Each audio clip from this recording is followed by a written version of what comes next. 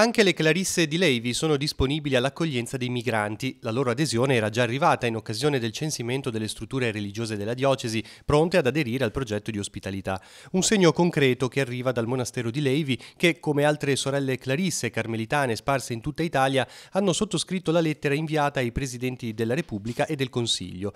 Nella missiva esprimono preoccupazione per il diffondersi in Italia di sentimenti di intolleranza, rifiuto e violenta discriminazione nei confronti dei migranti e dei rifugiati. Vogliamo dare voce, si legge, a coloro che scappano da persecuzioni, guerre e carestie.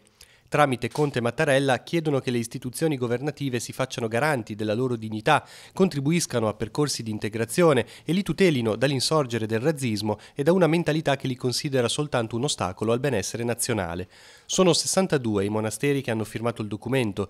Per la Liguria ci sono le Carmelitane Scalze di Savona, le Clarisse d'Imperia a Porto Maurizio, quelle di Sarzana e appunto quelle di Levi. L'altra cosa che ci stava molto a cuore era quella di dire una parola a favore dell'accoglienza che non fosse contro qualcuno, ma che fosse proprio a favore di questi fratelli e sorelle che noi sentiamo tali nel Signore, perché il clima un po' che si sta creando è quello di fazioni che si oppongono e questo a noi crea un po' di disagio, un po' di preoccupazione e anche sofferenza.